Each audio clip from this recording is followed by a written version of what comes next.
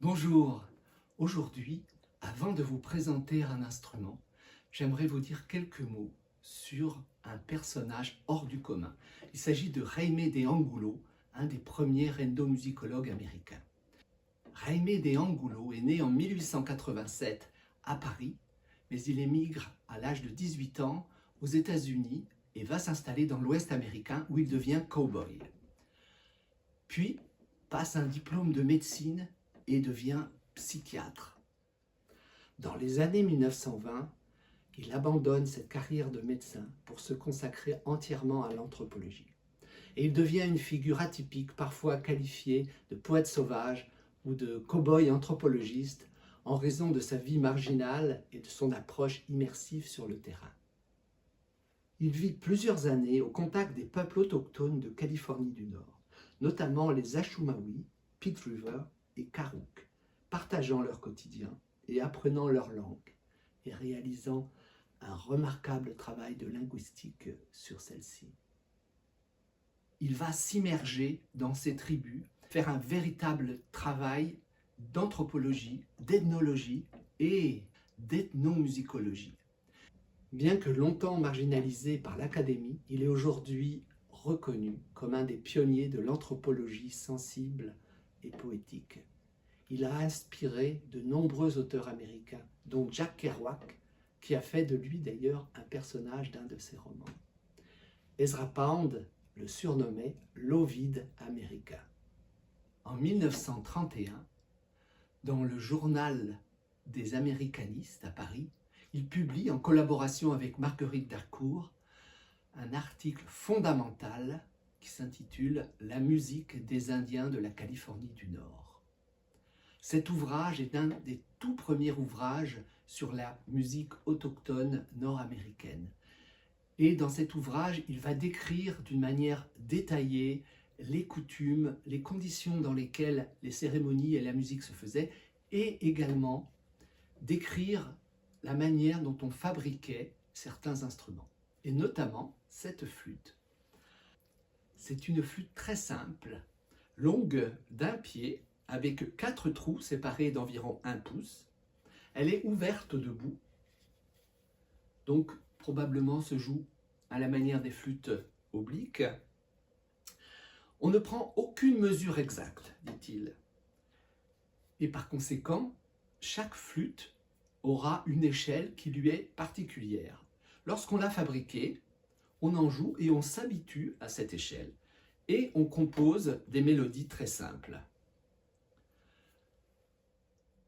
La plupart des Indiens jouent de la flûte d'une façon particulière. En même temps qu'ils produisent le son au moyen des lèvres, ils font vibrer leurs cordes vocales. Et cela fait un bruit d'accompagnement en sourdine, un peu comparable au son des cornemuses ou binious. Mais les 2 ou 3 dernières mesures de la ritournelle, au moment où celle-ci va s'arrêter, ils arrêtent ce bourdonnement vocal.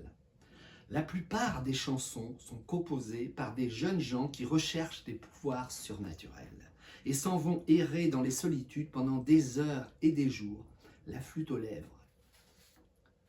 Quand un jeune homme veut acquérir du pouvoir surnaturel, soit pour la chasse, soit pour le jeu, soit pour le chamanisme, il s'écarte de tout le monde et parcourt sans but précis les lieux déserts où il se laisse aller à des rêvasseries interminables, accompagnées plus ou moins d'hallucinations.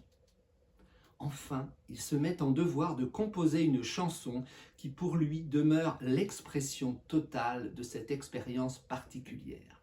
Cette chanson lui appartient. C'est-à-dire que tout le monde dit que c'est là sa chanson, c'est la chanson d'un tel. Mais il ne la garde pas pour lui seul comme un secret, il la chantera sans se cacher devant d'autres. Et si elle plaît aux autres, ils la prendront et elle pourra même devenir très populaire et peu à peu appartenir au répertoire des chants de cette tribu. Mais son efficacité surnaturelle est limitée à celui qui l'a composé ou qui l'a reçu. Si vous voulez lire intégralement cet article, vous pouvez facilement le trouver sur Internet dans le journal des Américanistes. Alors une dernière remarque sur la flûte, écrit-il, il arrive souvent, après avoir fait une flûte, que l'on puisse s'en servir à l'envers, évidemment, on peut obtenir des gammes en jouant de chaque côté. Et ces gammes, ou plutôt ces échelles de notes, seront différentes. Je vais vous montrer.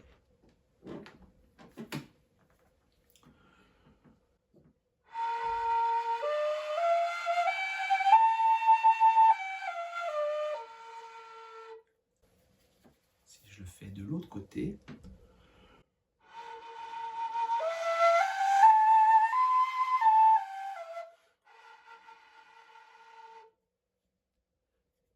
et pour terminer, je vais vous faire sonner cette flûte.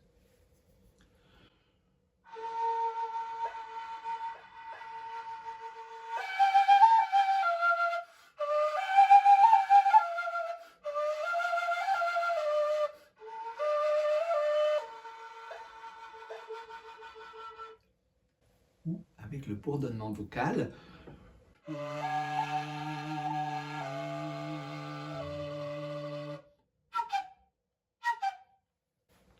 À bientôt.